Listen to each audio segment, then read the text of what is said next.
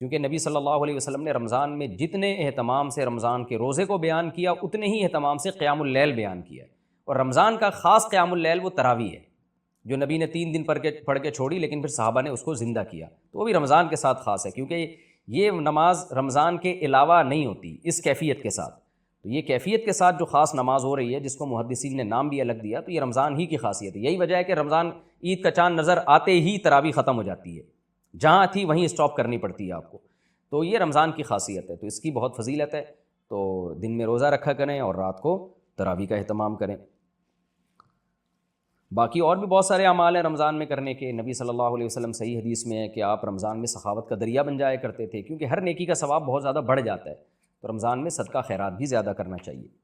سحری کے وقت میں اختلاف، عوام کیا کرے؟ سحری کے وقت میں اختلاف کے بارے میں رہنمائی فرمائیں، عوام اس اختلاف میں کیا کرے؟ جی ہاں، سحری کے وقت میں یہ اختلاف ہے کہ 18 ڈگری پہ سحری کا وقت ختم ہوتا ہے یا 15 ڈگری جب سورج آ جاتا ہے۔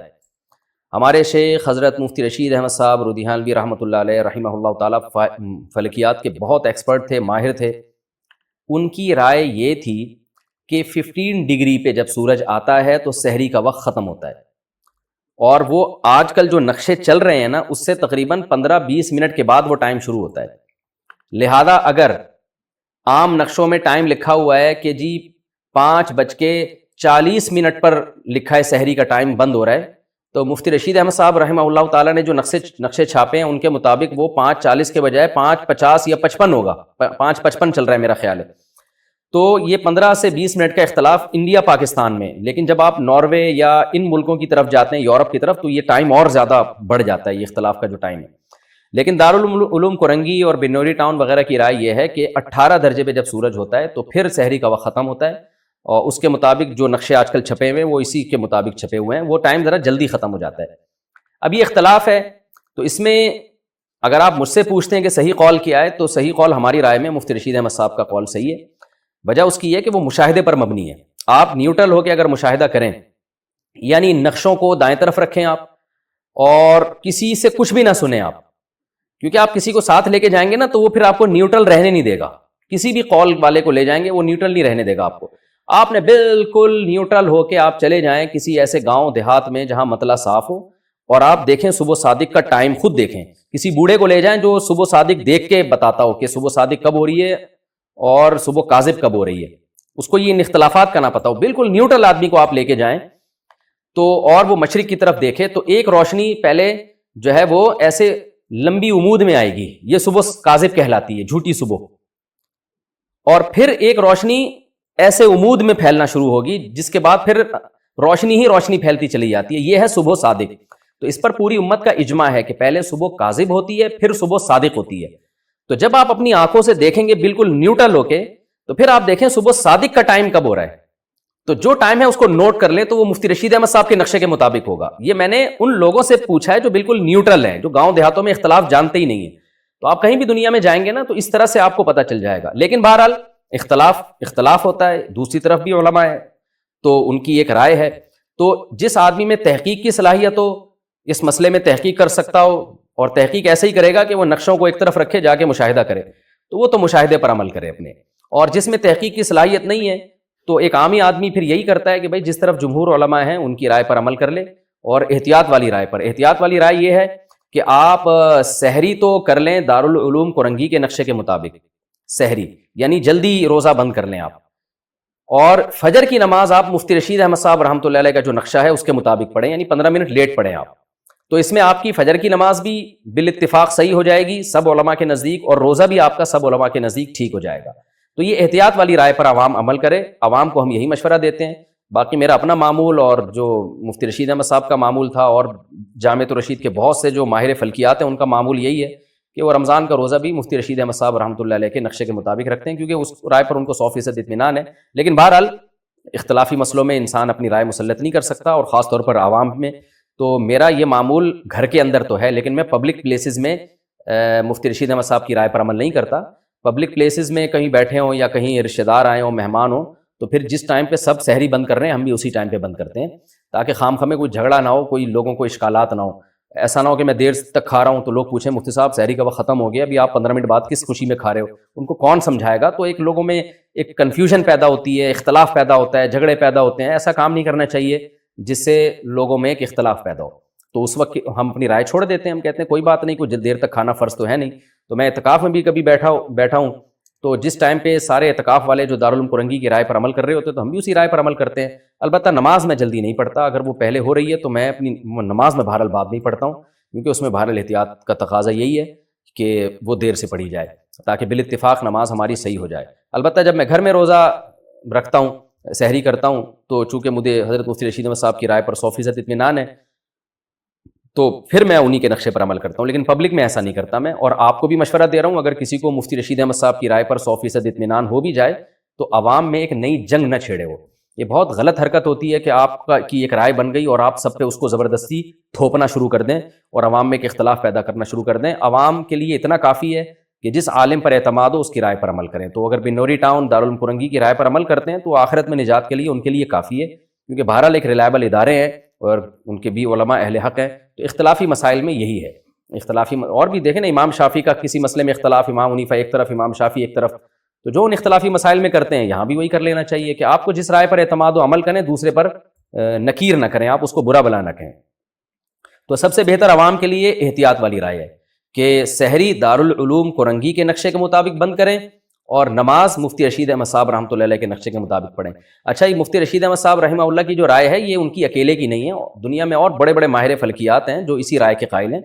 اور موبائل میں اپلیکیشن میں بھی ایسا ہے کہ آپ جب نارتھ امریکہ کے ادارے کی جو تحقیق ہے صبح صادق کی، وہ جب اپنے موبائل میں ڈاؤن لوڈ کریں گے تو وہ مفتی رشید احمد صاحب رحمۃ اللہ علیہ کی رائے والی رائے ہی کو وہاں کے سائنٹسٹ فالو کرتے ہیں. کراچی یونیورسٹی میں بھی بہت سے ایسے سائنٹسٹ ہیں جو فلکیات کے ماہر ہیں، وہ بھی مفتی رشید احمد صاحب رحمۃ اللہ علیہ کی رائے کو اس بارے میں صحیح قرار دیتے ہیں. بہرحال اختلاف ہے تو احتیاط پر عمل کریں، زیادہ بہتر ہے. میت کو پڑھ کر بخشنا. میری والدہ کا جنوری میں انتقال ہوا تھا، ہم ان کے لیے کیا کیا صدقہ جاریہ کر سکتے ہیں؟ نیز کیا ان کو کچھ پڑھ کر بخش سکتے ہیں؟ یہ کہاں تک صحیح ہے اور کیا اس کا ثواب میت کو پہنچتا ہے؟ مسز عمر ریاض سے. قرآن کی تلاوت وغیرہ پڑھ کے میت کو ثواب پہنچانا، جس کو ایصال ثواب کہتے ہیں، اس میں یہ اختلافی مسئلہ ہے. احناف کے ہاں یہ جائز ہے، بعض فقہا اس کی حقیقت کے قائل نہیں ہے. تو انسان کو ایک فقہ کو فالو کرنا چاہیے اور دوسرے فقہا کا بھی احترام کرنا چاہیے. اس کے دلائل کیا ہیں احناف کے، وہ میں کئی بار مسائل میں ریکارڈ کروا چکا ہوں، مضبوط دلائل ہیں. لیکن اتنی بات تو بہرحال ثابت ہے کہ اتفاقی چیز کیا ہے، وہ یہ ہے کہ پیسوں کا صدقہ کیا جائے. اس میں تمام فقہا کا اتفاق ہے کہ اس کا ثواب میت کو، جو بھی یعنی معتد بھی فقہا ہیں جو ان کا اتفاق ہے کہ اگر آپ پیسے صدقہ کرتے ہیں یا کوئی کنواں کھدوا دیتے ہیں یا کوئی اور صدقہ جاریہ کا انتظام کرتے ہیں تو اس کا ثواب تو بہرحال یقینی پہنچتا ہے. اور حدیث میں بھی یہ چیز منصوص ہے. نبی صلی اللہ علیہ وسلم سے ایک صحابیہ نے پوچھا میں اپنی ماں کی طرف سے صدقہ کرنا چاہتی ہوں. افاتصدق عنہا ان امی توفیت عنی، میری ماں کا انتقال ہو گیا ہے، افاتصدق عنہا، کیا میں ان کی طرف سے صدقہ کروں؟ آپ نے فرمایا ہاں.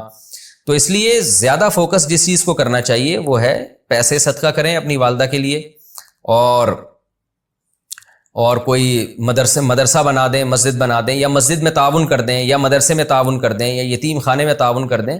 اس طرح سے کوئی بھی صدقہ جاریہ ہو یا ویسے ہی کوئی صدقہ کسی غریب کی مدد، اور دل میں نیت کر لیں کہ اس کا ثواب میری والدہ کو پہنچے، تو یہ انشاءاللہ آپ کی والدہ کو ثواب پہنچے گا. میں بھی دل سے دعا کرتا ہوں اللہ تعالیٰ آپ کی والدہ کی مغفرت فرمائے اور ان کے درجات کو بلند کرے. قرآن بخشنے کا طریقہ کیا ہے؟ قرآن مجید بخشنے کا صحیح طریقہ کیا ہے؟ کہتے ہیں کہ پہلے الحمد شریف پڑھے گا، پھر حمد و ثنا کرے گا، پھر تینوں قل پڑھے، پھر اس کے یہ کہے کہ اس کا ثواب ہمارے نبی صلی اللہ علیہ وسلم کو اور اس کے بعد حضرت آدم سے لے کر قیامت تک آنے والے تمام انسانوں کو پہنچائے، پھر آخر میں جس کے لیے قرآن پڑھا گیا اس کا نام لے کر بخش دے. کیا یہ طریقہ صحیح ہے آفرین انڈیا سے؟ دیکھیں، قرآن بخشنے کا کوئی مخصوص طریقہ صحابہ سے ثابت نہیں ہے. صرف اتنا ثابت ہے کہ نبی صلی اللہ علیہ وسلم نے صدقہ کرنے کا حکم دیا ایک صحابیہ کو کہ وہ اپنی ماں کے لیے صدقہ کریں. تو اس سے علماء نے استدلال کیا کہ صدقہ بھی ایک نیکی ہے، تو کوئی بھی نیکی کسی کے لیے بھی کی جا سکتی ہے. تو بہتر تو یہی ہے کہ جس چیز کا حدیث میں صراحتاً ذکر ہے اسی کو فالو کریں، یعنی صدقات و خیرات کیا کریں میت کے لیے. لیکن کوئی قرآن یا کوئی اور نیکی پڑھ کے بھی اگر ایصال ثواب کرنا چاہتے ہیں تو بھی ٹھیک ہے. اس کا کوئی خاص طریقہ نہیں ہے، بس دل میں نیت کر لیں کہ اللہ اس کا ثواب فلاں کو پہنچے. باقی یہ جو کہا جاتا ہے پہلے الحمد شریف پھر فلاں پھر یہ، اس کا کوئی ثبوت نہیں ہے. کوئی بھی نیکی کسی بھی طریقے سے کی جا سکتی ہے اور دل میں یہ دعا کی جا سکتی ہے اللہ اس کا ثواب فلاں کو پہنچا دے. رہا یہ مسئلہ کہ اتنے ساروں کو پہنچا دے، آدم علیہ السلام سے لے کر فلاں فلاں لوگوں تک، پھر تمام پیغمبروں تک، صحابہ تک، تو یہ بھی جائز ہے کیونکہ ناجائز ہونے کی کوئی دلیل نہیں ہے. لیکن اس میں علماء کی دو رائے ہیں. بعض علماء یہ کہتے ہیں کہ ثواب تقسیم ہو کے پہنچتا ہے، تو جتنے لوگوں کو شامل کریں گے ثواب ڈیوائڈ ہو جائے گا. اور بعض کی رائے یہ نہیں کہ نہیں تقسیم نہیں ہوتا بلکہ ہر ایک کو پورا پورا پہنچتا ہے.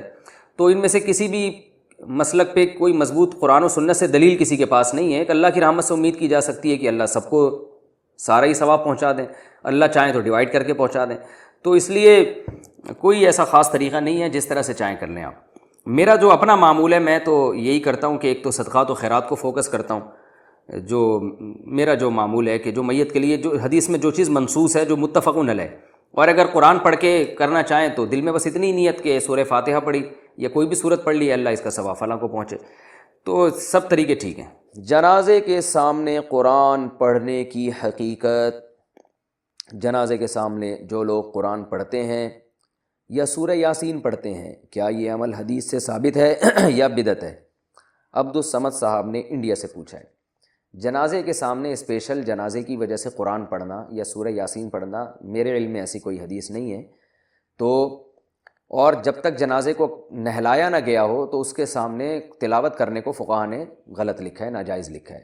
تو جب تک جنازے کو نہلایا نہ جائے تو پھر نہلانے کے بعد آپ اس کے سامنے قرآن پڑھ سکتے ہیں، لیکن کوئی سنت عمل نہیں ہے. ہوتا یہ ہے کہ جب جنازے کو نہلا کے لایا جاتا ہے، گھر میں رکھا جاتا ہے، تو جب تک یعنی نماز جنازہ کے لیے لوگ جمع نہیں ہوتے، میت کو گھر میں رکھا جاتا ہے، تو اس دوران علماء یہ کہتے ہیں کہ اس کے پاس بیٹھ کے قرآن کی تلاوت کریں. وہ اس لیے کہتے ہیں کہ ورنہ اگر تلاوت نہیں کریں گے تو ادھر ادھر کی فضول باتیں کرنا شروع کر دیں گے، لوگ غیبتیں بھی شروع کر دیتے ہیں. اب جنازہ رکھا ہوا ہے تو بہتر ہے نا کہ اللہ کو یاد کیا جائے، اللہ کا ذکر کیا جائے، آخرت کی یاد کو تازہ کیا جائے. تو علماء اس لیے کہتے ہیں کہ وہاں بیٹھ کے قرآن پڑھ لو یا سورہ اخلاص پڑھ لو، سورہ یاسین پڑھ لو، کوئی بھی سورت پڑھ لو، تاکہ آپ فضول چیزوں میں اپنا ٹائم برباد نہ کریں. اس وجہ سے کہا جاتا ہے. اور اس میں پھر جنازے کے میت کے ایصال ثواب کی نیت بھی کی جا سکتی ہے، کیونکہ اس میں بہرحال فقہا کا اختلاف ہے کہ میت کے لیے قرآن پڑھنا جائز ہے یا نہیں ہے. اور صدقے کے بارے میں تو ہمیں حدیث ملتی ہے کہ آپ صلی اللہ علیہ وسلم سے صحابیہ نے پوچھا فاتصدق عنہا، میری ماں کا انتقال ہو گیا، میں صدقہ کروں؟ آپ نے فرمایا ہاں. تو جمہور علماء نے اس سے استدلال کیا کہ جب صدقہ بھی ایک نیکی ہے تو وہ نیکی پہنچائی جا سکتی ہے میت کو، تو اس میں ایک علامت بیان کی ہے کہ کوئی بھی نیک عمل پہنچایا جا سکتا ہے. تو قرآن کی تلاوت بھی نیک عمل ہے. بعض فقہا کہتے ہیں کہ نہیں، صدقہ تو جائز ہے کیونکہ حدیث میں صدقے کا ذکر ہے، تلاوت کا ذکر نہیں ہے، لہذا تلاوت جائز نہیں. تو اختلاف رائے ہے اس میں. بر صغیر میں چونکہ فقہ حنفی کو فالو کیا جاتا ہے، اور میری رائے میں فقہ حنفی کی دلیل بہت مضبوط ہے، کیونکہ احادیث میں آپ صلی اللہ علیہ وسلم نے ہمیشہ اصول یہ رہا ہے کہ جزئیے کے ضمن میں کلیات سکھائے جاتے ہیں. جیسے قرآن میں آتا ہے نا لا تقل لہما اف، ماں باپ کو اف مت کرو، تو یہ ایک مثال ہے، مطلب یہ کہ تکلیف نہ دو. تو اسی طرح جو حدیث میں آتا ہے صدقہ کر سکتے ہو میت کے لیے، تو ایک مثال ہے، مطلب یہ کہ کوئی بھی نیکی کی جا سکتی ہے. اور دوسری بات یہ کہ حنفیہ کا جو قول ہے نا، اس میں ذرا وسعت زیادہ ہے، اللہ کی رحمت کو آپ پھیلا دیتے ہیں کہ بھئی اگر میت کے لیے تلاوت بھی جائز ہونے کا ہم فتویٰ دیں گے تو اس سے اس بہانے لوگ تلاوت کریں گے، ثواب حاصل کریں گے، اور اللہ سے امید ہے کہ اللہ اس میت کو ثواب پہنچائے گا. تو اچھا ہے نا، اللہ کی رحمت سے اچھی امیدیں لگائیں. تو ویسے بھی شریعت کا مزاج ہے کہ جس چیز میں رحمت والا عنصر غالب ہو اس قول پہ آپ کو فتویٰ دینا چاہیے. یہ ہماری رائے ہے. اگر کوئی اس سے اختلاف کرتا ہے تو وہ اس کا اپنا مسئلہ ہے. تو اس لیے جنازے کے پاس قرآن پڑھنا الگ سے کوئی اس کی فضیلت ہمارے علم میں نہیں ہے حدیث میں، لیکن کہا اس لیے جاتا ہے کہ وہاں بیٹھ کے ادھر ادھر کی باتیں کرنے سے بہتر ہے کہ آپ قرآن پڑھ لیں. البتہ قرآن خوانی میت کے لیے یہ جائز نہیں ہے، کیونکہ قرآن خوانی کو کہتے ہیں کہ لوگوں کو قرآن پڑھنے کے لیے جمع کرنا. تو قرآن پڑھنے کے لیے جو جمع ہے نا، تو اجتماعی عمل کے لیے ثبوت ضروری ہے. یہ خوب ذہن میں رکھیں. جیسے آپ اپنے طور پر 2 نفل کبھی بھی پڑھ لیں جائز ہے، لیکن اگر آپ لاؤڈ سپیکر میں اعلان کرتے ہو یا کارڈ چھپواتے ہو یا منادی کراتے ہو آؤ میں اشراق کے 2 نوافل پڑھ رہا ہوں، تمام حضرات سے گزارش ہے کہ مسجد میں آ جائیں، اب یہ اجتماعی عمل بن گیا، یہ بدعت ہو جائے گا. تو اجتماع کے لیے آپ کو دلیل کی ضرورت ہے. اس لیے علماء کہتے ہیں کہ اجتماعی قرآن خوانی یہ بدعت عمل ہے، کیونکہ یہ ایصال ثواب کے لیے آپ ایک عبادت کر رہے ہیں. اور اجتماعی سطح پہ تو ہمیں نہیں ملتا صحابہ کرام میں کہیں کسی نے کبھی اجتماع کیا ہو. حضرت ابو بکر کا انتقال ہوا، کہیں نہیں ملتا کہ حضرت عمر نے تمبو لگایا ہو اور سب لوگوں کو جمع کر کے ان کی قرآن خوانی کی ہو. حضرت عمر کی شہادت ہوئی تو کہیں نہیں ملتا کہ حضرت عثمان نے ان کے لیے قرآن خوانی کی ہو. یہ ثابت نہیں ہے، اور اس پر علماء کے فتاوی بھی موجود ہیں. البتہ برکت کے لیے قرآن خوانی ایک الگ چیز ہے. برکت کے لیے یعنی مکان دکان کی برکت میں جو قرآن خوانی ہے وہ عبادت نہیں ہے، وہ از قبیل رقیہ ہے، رقیہ دم. تو اس کے لیے ثبوت کی ضرورت نہیں ہے. لیکن بہرحال بعض علماء اس کو بھی بدعت اس لیے کہتے ہیں، بدعت تو نہیں یعنی بدعت کی تائید کا ذریعہ بنتی ہے، تو بعض علماء کہتے ہیں کہ اس زمانے میں برکت کے لیے بھی قرآن خوانی نہیں کرنی چاہیے، بلکہ برکت کے لیے گھر کے اپنے لوگ مل کے قرآن پڑھ لیں یا نماز پڑھ لیں یا دعا مانگ لیں، لیکن بہرحال اگر کوئی برکت کے لیے قرآن خوانی کرواتا بھی ہے تو اس کی بہرحال گنجائش موجود ہے، احتیاط اسی میں ہے کہ اس کو ترک کیا جائے، کیونکہ لوگ ایصال ثواب اور برکت والی قرآن خوانی میں فرق محسوس نہیں کرتے، تو وہ دونوں کو ایک ہی سمجھتے ہیں، اس سے پھر بدعت کی تائید ہوتی ہے۔